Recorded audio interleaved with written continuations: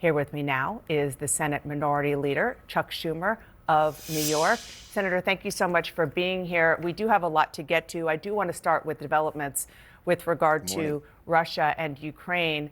The president met one-on-one with President Zelensky. Both sides called that meeting productive. Afterwards, President Trump criticized Vladimir Putin's attacks on Ukraine and said, quote, maybe he doesn't want to stop the war. He's just tapping me along and has to be dealt with differently. As the Democratic leader in the Senate, you're a member of the so-called Gang of Eight. You see intelligence about how the war is going. Are you supportive of these negotiations? Well, look, my great fear, Dana, is that Trump will just cave into Putin. That's been the overall indications all along. And of course, the bottom line is very simple, that if we cave to Putin, if Trump caves into Putin, it's bad in three very bad ways. Number one, to just abandon Ukraine after all the sacrifice that they made, after so much loss of life, and with the rallying of the whole West against Putin, it would just be a moral tragedy to undercut Zelensky, which I believe Trump is headed in that direction. Second, it tears asunder our alliances with Europe. The Europeans have stood up for us. The whole West has stood up for us. They put in money. They've used all kinds of diplomatic and economic tools to back us. And how is Europe going to trust us ever again if Trump backs out? But third, and maybe worst of all, it's a sign that the United States is weak. It sends a signal to every dictator in China, in North Korea, in Iran, that if you stand up and bully Trump, you're going to get your way. So I am very worried about where he is headed. I think that he is in a position where he feels he can sell out Zelensky. He's sort of saying yes one day, no the next day. But overall, the trend is very, very bad. Let's turn to what's happening here at home. The ACLU says the Trump administration deported 3 U.S. citizen children with their families, including one suffering from metastatic cancer. A judge overseeing one of the cases expressed his, quote, strong suspicion that the government just deported a U.S. citizen with no meaningful process. If that's the case, and the federal government deported U.S. citizens with no due process, what can you, as one of the top elected officials in the country, do about it? Well, first, what he's doing here is just outrageous and against every iota of what Americans believe. And this is not the only instance. There are reportedly other instances where U.S. citizen children were deported without any due process. Due process is a hallmark of what our country is all about, rule of law, and ICE, and Trump seemed to break it in every single way. He believes he's a king. He is not. And the American people are totally against what he is doing in this regard. The polling that you showed today and the data from the other New York Times and Washington Post shows the same thing. We are highlighting this in every way we can, because the more the American people know, the better.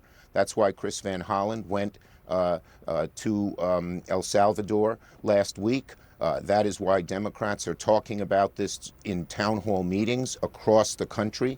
And the more the American people know, the less they're going to like what Trump does. Your colleague from Georgia, Senator Jon Ossoff, told voters at a town hall that he strongly agrees that President Trump should be impeached.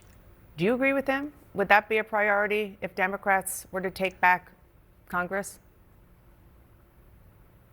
Well, look, right now, President Trump is violating rule of law in every way. And we're fighting him every single day in every way. And our goal is to show the American people over and over again, whether it's the economy, whether it's tariffs, whether it's Russia and overseas, and whether it's rule of law, how bad he is. And, it's 2 years is too far away to predict. Our job is day to day to day to show who Trump is, what he is doing, and it's having an effect, as your poll showed. The American people are realizing. You're not saying no. Look, it's too far away to even judge. Okay. I do want to get to the economy because you mentioned our new poll. It does show the American people souring on Trump's handling of the economy. Nearly 2/3 disapproving of how he is dealing with tariffs and inflation in particular. He Right. told us explicitly, Senator, what he would do during his campaign. He said very specifically what he would do on tariffs and other issues relating to the economy. And voters still chose him over Democrats. How do you explain that? Look, the bottom line is that no one realized the chaos. It's not tariffs themselves. I've been tough on China, and there are certain tariffs against China that are appropriate. But what he did was totally chaotic. He turned the whole world against us. Instead of focusing on China and getting the world to join us because they don't like what China does, he imposed tariffs across the board on nation after nation after nation, and now they're being allied with China. In addition, he never told the American people the kinds of tariffs he were imposing across the board, and some of them very, very high, would raise their costs. It's estimated it'll raise the American costs. American families would have to pay about $4,000 more a year. The price of food and clothing and gasoline, buying a new car, all would go up dramatically. And so he never leveled with the American people, and no one ever imagined it would be as chaotic and as poorly planned. One person says one thing one day, another person says another thing the next day, and another terrible effect it's having, Dana, on this is that businesses, I've been all around my state. I've been in 6 different districts of Republicans talking to them, talking to the people about tariffs.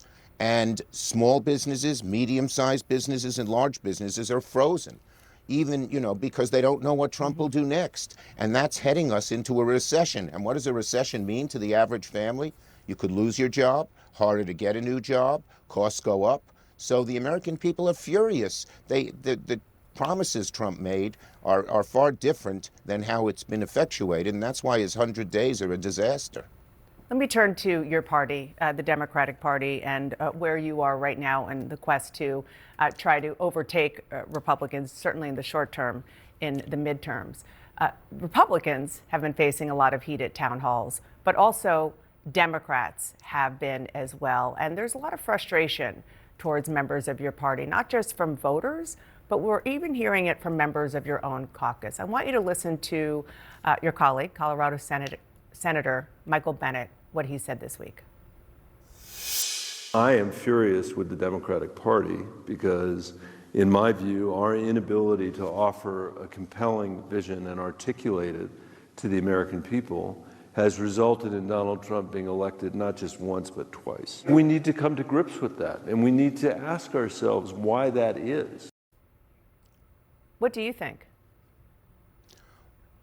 Well, look, no, we're doing very well. We are totally united in focusing on Trump on a single message when it, for instance, on tariffs, how chaotic they are and how they have to be focused, on rule of law, how he's not obeying it, and we're showing that to the American people, but also on this upcoming reconciliation bill, where we Democrats have a single message, that Trump is trying to make the middle class pay for tax cuts for billionaires. Our whole party, every member of our caucus is united on that issue. Americans hate it, and we are going after them day after day. As I mentioned, I went to 6 Republican districts during our recent Easter Passover break, and talking to the voters, Republican districts, about what Trump is doing and how their congressmen ought not be embracing him. And then 4 of them signed a letter saying, well, they don't want to cut Medicaid.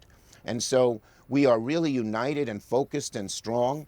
The contrast that we are making between who the Democratic Party is, the party for working people, and who the Republican Party is, the party for billionaires and especially privileged people, is having a real effect. And that's why he's doing so poorly in these first 100 days. I think we're on our front foot, and every day we are fighting Trump on multiple fronts. So there's the message, sir, and then there's the messenger.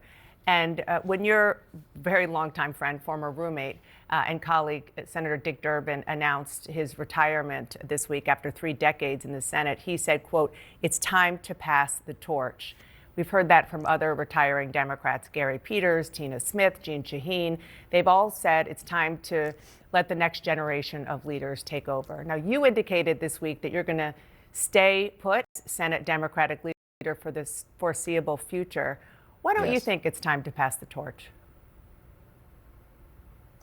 Look, I am focused on winning, as I have always been, and as leader of the caucus, we are united. Now, we have a lot of talent in the caucus, and my job as sort of an orchestra leader to get us play on the same theme, as you said, I've said, we're united on message, but to highlight all the talent in the caucus in different ways, and we've seen that. And you're staying put.